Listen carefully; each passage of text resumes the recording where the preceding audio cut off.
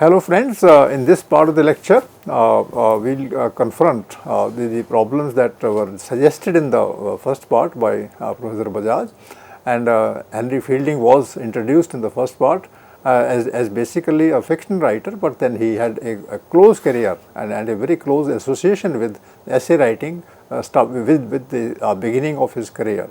So, these two things in fact are intertwined, and in the 1740s when he starts graduates to writing novels, then he also starts writing a different kind of an essay, and then Professor Bajaj also went into the aesthetic of the English essay in the 1740s in the hands of Henry Fielding. So, from there one has to go forward to discuss the specific essays that Professor Bajaj might like to focus upon, and through that the points she made theoretically in the first part will be concretized. So, I will request Professor Bajaj to take up specific essays and which support and which justify his stand in general about an entertainer through his essays. So, please begin. Thank you. Thank you very much, Professor Prakash. Yes, I will be discussing today the essays of the English essays that Henry Fielding wrote, and why I call them English essays. You could use periodical essays, basically essays that he wrote for the Covent Garden Journal, which he edited and wrote essays for. Now, this is different, as I said, from his early journalistic pieces, and here he is just taking a stance on issues affecting life, and he is also suggesting a way out, also talking about the general mood and the general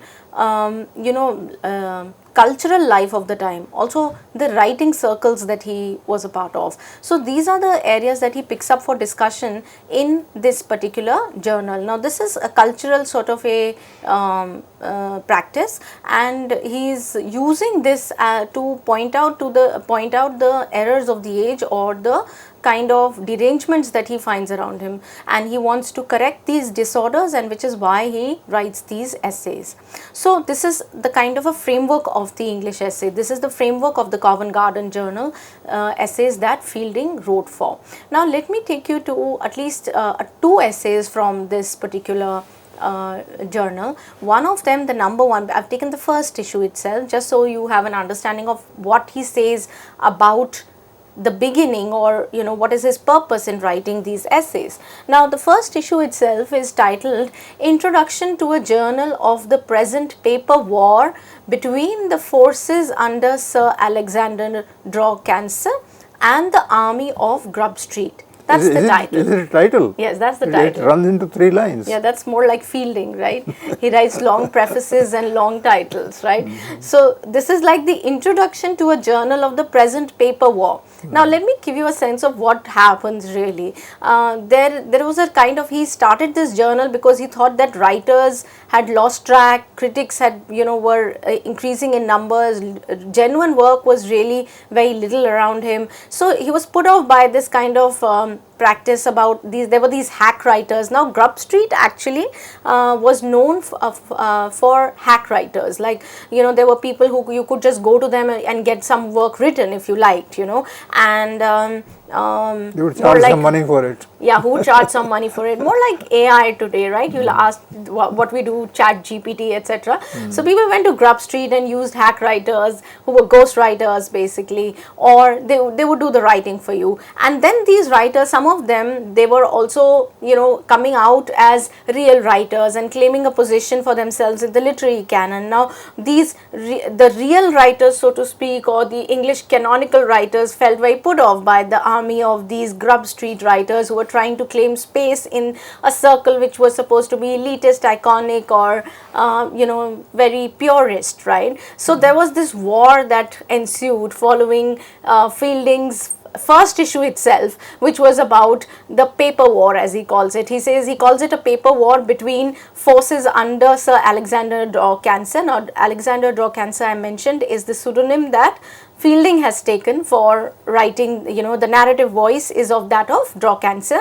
Now he's the one who's going to write all these essays. So there is on one hand the forces under Draw Cancer, and the other is the army of Grub Street. Now this is the kind of warfare. So he builds the entire scene of warfare in the essay. Now let's see one of the quotes here. You'll see the tone of Fielding just to get a sense of what he's writing. He says, "I'm entering this warfare of writing." Right, and with the full knowledge that, and I quote, "I well know the present dreadful condition of the great empire of letters." Right, the state of anarchy that prevails among writers, and the great revolution which has lately happened in the kingdom of criticism. Right, that the see the alliteration. Yeah, yeah, also the, yeah, right. So you know, the point here is that he's building this kind of as if it is the Roman war, you know, and that there is an empire of letters, and there's a dreadful condition in the empire of letters, which means in the empire of writing, in the empire of literature. Right, and there is an anarchy that prevails among writers, and there is a great revolution that has occurred, he says, in the kingdom of criticism. He's taking a dig at the critics, because he says that people who don't make it to writers turn into critics, and that happens often. And you know, as critics, then they are vociferous and they're all trying to put down these texts written by people. One such case was actually John Hill, who criticized Fielding's works. So I think there is this kind of banter that goes on, but also a kind of a you know, this kind of argument that goes on in one journal after another. It has a spiraling effect. Now let me continue the quotation. He says that, "So the revolution has occurred in the kingdom of criticism. The constitutions of Aristotle, Horace, Longinus, Bossuet, under which the state of criticism so long flourished, have now entirely been neglected, and the government usurped by a set of fellows entirely ignorant of all those laws." Right, unquote. So the idea that people are neglecting and have completely sidelined the works of Aristotle, Horace, and Longinus, you know, that the works that showed us direction, and now there are these ignorant fellows who have usurped the stage of criticism, and they are applying their own ideas to it. So the consequence, he says, is that what was a kind of this great amity, he says, that between the author and the critic, that has completely gone off. Like there is a complete dissolution and a complete sort of now war between the author and the critic, and that this war has been declared on the author by the critic. This sounds so familiar in our own time. Yeah, yes, that is true. The 20th century is all about that.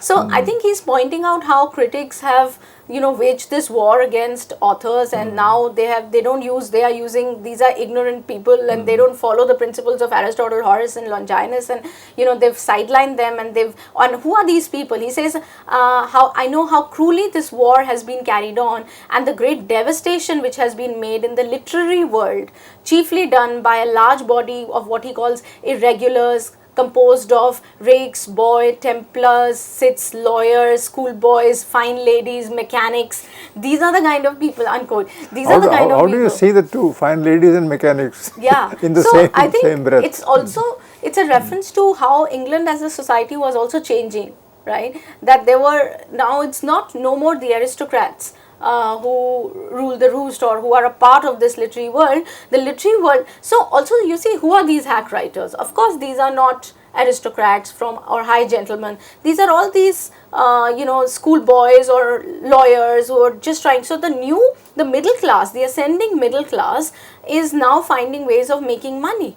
Right, by becoming lawyers, by becoming, these schoolboys are going to turn into these clerks and you know, become apprentices, etc. So the templars are there, the cits are there, the rakes are there. So the mechanics are also climbing the social order. So the ladder, social ladder. So I think what he means, it also refers to how the literary space, which was till this point probably completely in the hands of the aristocratic or the high-born genteel, is now being threatened by the writers of the Grub Street, right? People who are there to make money. They don't think, they're not bothered about morals. They can write for anyone. So I think the social demography of London is also changing at this particular point, and all these people are making entries. One point I would like to make here, the England is actually bubbling with energy of a different kind, Yes. social energy, and because he is a great writer, so he is able to see the energy and dynamic, increasing there all the time. Right. Otherwise, literature used to be for the traditionalists a kind of elitism. Right, and only meant for a few. Meant right? for a few. And this is why the novel actually comes up, because now that the readership is also changing, right? Because it is not just the aristocrats who are, or the nobility who are going to gain access to literature. Literature is now moving very freely in the hands of fine ladies as well, who are now accessing literature because... And fine ladies are bourgeois women, women, yes. Wives of the rich, rich traders. Yeah. Yes. So in a way, I think that this also tells us that London as a social space is changing, right? It's changing, and so it's a threat to those who have for a very long time held guard and held literature in their own as a coterie, right? The upper class coterie. So I think that is also something. But what Fielding seems to be suggesting here is that because of this kind of a anarchy and disorder, there are no morals left in society. So I think he's also ruining the fact that this is caused by complete lack of integrity and morals in society, and that for him is a red flag for that reason. So he says that I'm sensible of the revolt which has been of the authors to the critics as well. And many of the meanest among the former have become very considerable and principal leaders among the latter.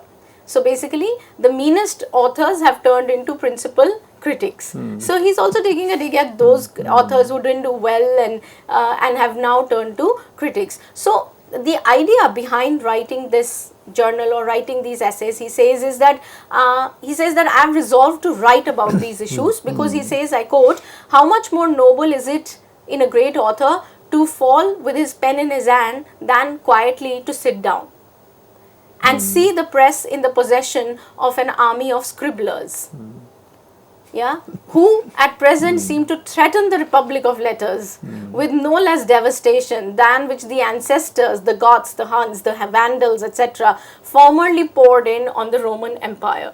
Unquote. So the idea that these scribblers, the army of scribblers, hack writers of Grub Street, they are threatening the Roman Empire of letters and literature, and they are threatening the Republic of Letters. So I think in a hidden sense he is also attacking the Roman Empire, right? The upper classes, trying to keep in hold the ordinary masses, and now the ordinary masses are on the street, as you rightly say. It certainly, heightens the dramatic quality of the scene and makes it a kind of a very grave sort of a thing. It underscores the gravity of the situation, but is that not tongue-in-cheek? Yeah, because it underscores the gravity to the extent that it becomes comic. Yes. And when it becomes comic, then you start, then you think whether he was, he appears earnest, but then again comic. Now, when he turns comic, you feel probably he's undercutting the whole scene.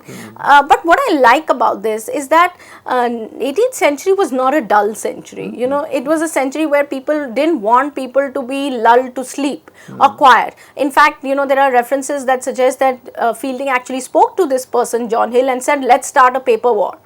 And let people come in, let people join this, join the wagon, and let them pitch themselves against one party or another. So this is again, this becomes a full-blown dispute. The paper war it's called the paper war of 1752-53. Please Google it and you'll find it as a kind of a subject that exists on its own, which is the paper war of 1752-53. Now the idea is that these pamphleteers and these editors of periodicals, they launch tirades against one another, either supporting or accusing Fielding. So he in a way propelled this kind of an entire discussion, which was to do with taking a stance or whether you are in favor of this or against it. So it is a dynamic, intellectually a very dynamic age. People are involved in the discussion, and so it's not just Fielding who is writing this. There will be a series of journals who are going to join this dispute and join this conflict and answer Fielding or support Fielding in their own journals. So there are parallel journals that are writing about the same subject, either accusing Fielding for what he has said or supporting him. So all journals are taking up this paper war, and that is why it's called a paper war, you know, where one journal is pitched against another, one editor is pitched against another, and they are launching these kind of attacks on one another. So there is this kind of an intellectual energy which is created by this kind of debate and discussion that takes place in the intellectual circles, which are to do not about politics but about the culture of this age, about who qualifies to be called literate, who qualifies to be called an author, what is the job of an author and a critic, are they two working in tandem, are they always at are they always at daggers drawn. So in that sense, I think there is a kind of an exchange of ideas, but also building up of a very dynamic intellectual culture in the 18th century. Now there is another essay where Fielding talks about the meaning of common words, right?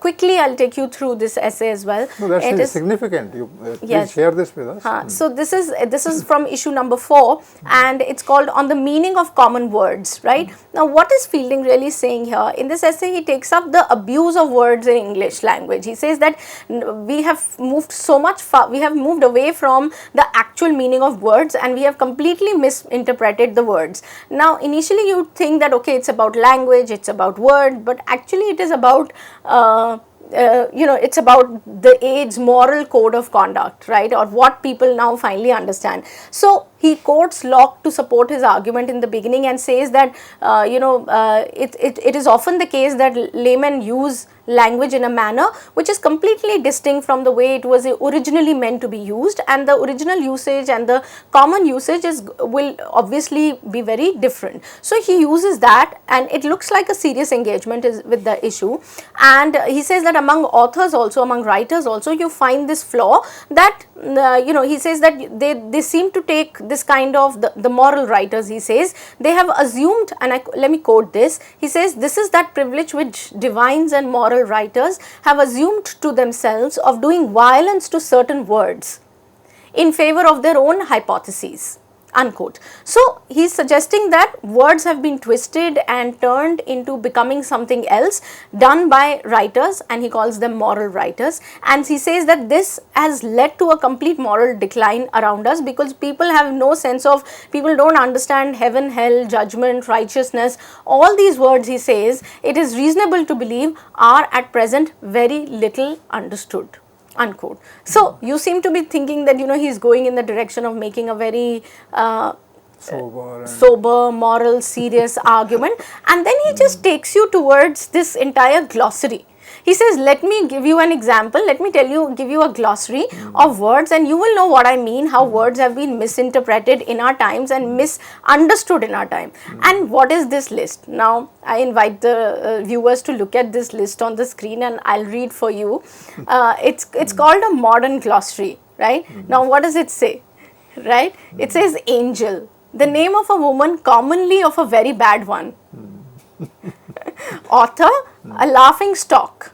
Okay. It means likewise a poor fellow, and in general an object of contempt. Right. So this is the best style of tongue in cheek. Absolutely. Like if somebody had to understand satire, if somebody had to understand tongue in cheek and these kind of hidden jabs that are there, then this would make sense, right? So angel for him is a woman, commonly a very bad one. Author is a laughing stock, right? Bear, a country gentleman. Right, a bear is understood to be today in 18th century a country gentleman, and or indeed any animal upon two legs that does make a handsome bow, right? This is evoking Shakespeare, Right, that's very true. I felt that this kind of humorous sort of witty language is what you find in Shakespeare, very close to that kind of a. And then he says beauty, the qualification which women generally go into keeping. Keeping of course here means mistress, right? Yeah, that you become a mistress, the qualification you need to become a mistress, right? And then he goes on to talk about these, and the list goes on, right? There is brute, there is captain and colonel. You know what he says about captain and colonel? Any stick of wood, Of course. Yeah, for captain and colonel, he says any stick of wood with a head to it, and a piece of black riband upon that head. And the head is equally wooden because Wooden. it's put there by Right. somebody. Brute, a word implying plain dealing and sincerity, but more especially applied to a philosopher. Oh. So brute is equal to a philosopher. So this is what I mean. That the list goes on. I was so fond of the list that I thought let me just Please show take- it to the no, read please the take your viewers time here. comfortably and tell us about Okay, this. so a fool is a complex idea, compounded of poverty, honesty, piety, and simplicity. Right? This is what he says a fool means Now, today. see the theoretical part. First, it's complex, then it is what compound. Yeah, compounded of poverty. Complex idea, compounded of poverty, honesty, piety, and simplicity. And you go to the grammatical, root of this, the complex sentence and the compound sentence, and how they mix, and Right. become So one. these are such quotable quotes. Like gallantry, he says, is adultery and fornication. Fornication, okay. And then he says judge and justice, an old woman. Oh, she has no option but to. Yeah, so the judge is an old woman today, and this is something which he goes on talking about. Knowledge he defines as in general means knowledge of the town, and the only knowledge that is required in the polite world. Absolutely Yeah. futile. And Barren. love, he says, love, a word properly applied to our delight in particular kinds of food, sometimes metaphorically spoken of the favor, its objects of all appetites. Tell us, So something to do with tell food. us frankly, is he talking about the 18th century or our century? Yeah, then he says marriage, a kind of traffic carried on between the two sexes in which both are constantly endeavoring to cheat each other. and both are commonly losers in the end. And yes. Good. So yeah, so he goes on. Modesty is rusticity. So I think what he's really, and he said, okay, how he defines nobody. Nobody is equal to all the people in Great Britain, except about 1200, right? This is like Shakespeare saying, because he has gone mad, so send him to England. England, right. Nonsense is equal to philosophy, right? So those are the kind of, promise is equal to nothing. Sermon is a sleeping doze. Rogue and rascal are a man of a different party from yourself. Religion, a word of no meaning, but which serves as a bugbear to frighten children with. Right? So you see how he's turning the whole thing upside down. I found that very interesting in that sense, how he had, through this modern glossary, in fact pointed out the wrongs and the ills in a society. If these are the definitions, and I think I really like this particular format of writing because he's really not doing anything. He's just giving you a sort of a modern glossary and suggesting that these are the real meaning. Religion for people is no more, a spiritual state, or is not something that, they align themselves with God or their own selves. Sermon is not something that they think will bring them knowledge. One is a sleeping doze and the other is used to frighten children. So I think the concepts of life in culture, that we abide by, all those concepts have been turned upside down. And in a way, by just listing this out without saying what's going wrong in society, he has been able to point out the real, I would say, how society, the core of this society and the concepts and ideas on which it operates. And I find that very damning, just to see that, a patriot for him is a candidate for a place at court. Right? Just to see that, what are the notions people carry, what are the kind of proclivities they have, and what is important for them and what is nonsense for them, right? For them, all knowledge is nonsense, philosophy is nonsense, but for them, politics is a way of climbing the social ladder. So, in a way, it tells you how that society is structured and what are the dominant ideas of the age that are driving this society forward. And Fielding finds them very, very problematic, in these essays, and he's trying to focus on them. So I think that is what I wanted to convey through our discussion today, how the English essay, or this kind of a periodical essay, does not really take that very hard-lined approach, and yet by humor and talking about language, people's behavior, patterns, characteristics, one is able to do exactly that without necessarily taking a kind of a very strong political position. And that's something, and I find that comedy really helps this kind of a thing, because Fielding here descends from very high drama sort of a thing to the comic, and he's earnest in his approach but also tongue in cheek, as we discussed. Now these are supposed to be cultural pieces that are looking at culture. These are culture specific. How are people living and how they are meant to live, and they offer a critique of vanity and superficial knowledge that people have around this. They also alert us to the kind of waning idealism and the rising cynicism in the age. I think that is very important, that people are becoming cynical about value systems, about morality, about integrity, about all the values in life that we adhere to, right? So they have become cynical about them. They don't really care about knowledge. They care about riches, social climbing, entertainment. All those things have become more important to people. So I think there is a sense of cynicism in the age that he's really targeting and hitting at, and that is very important. And lastly, what I'd like to say about this particular enterprise is that this is, whether we take the paper war, or for instance we take Swift's Tale of the Tub, which was actually had a whole section of the battle of the books, where one book is fighting with the other. I think contending ideas and ideologies at the time is what defines this kind of great intellectual activity of the 18th century, that authors are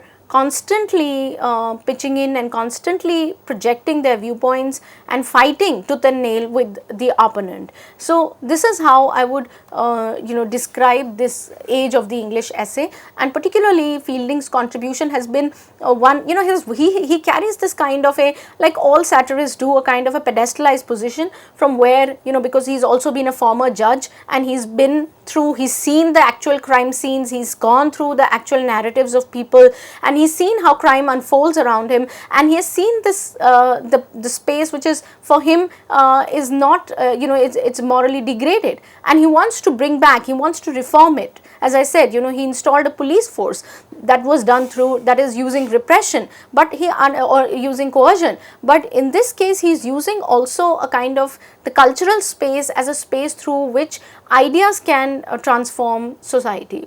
How would you react to this? No, it actually appeals a lot to me, and I would say that he is finally, in the last part of the discussion, he is defining for us a different kind of morality, different kind of principle, which is supposed to do with simplicity, with honesty, with earnestness, which is totally missing, but the poverty of it in society is being revealed through the use of language, of behavior, of manners. Do you think that 18th century becomes cynical? I mean, we often refer to as the age of progress, and which is defined by the capitalist I would not call it cynic at all. In two ways. One, you have already made the point that it's a very energetic, and people are taken up by these ideas and they are misusing them. But their passion for misusing them holds out hope for us, because it's not a dead society, it's a living society.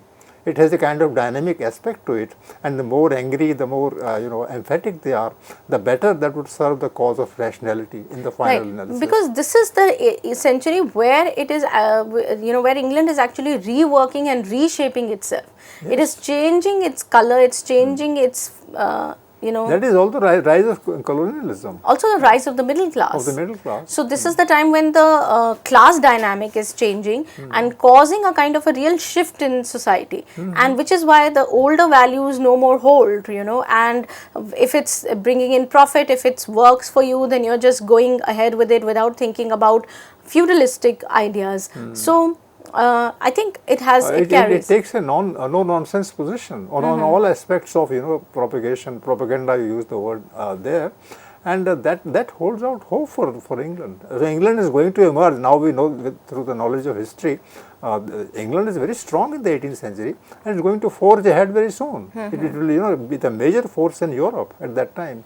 France is doing something else, and Germany, etc., are bound by all kinds of moralities and philosophical emphases, and England at that point of time is dynamic.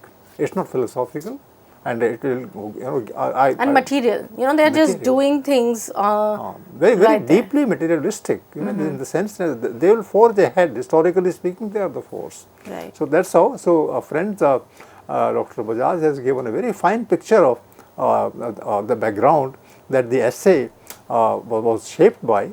And this essay is going to be a role model for the 19th century essays or the 20th century essays. They all become pygmies in front of the way the English essay made itself clear, made itself emphatic in the 18th century. So, this kind of understanding will help us better to understand our situations, our surroundings, the way the surroundings of England became clear to the writers of the essays in the 18th century. Thank you.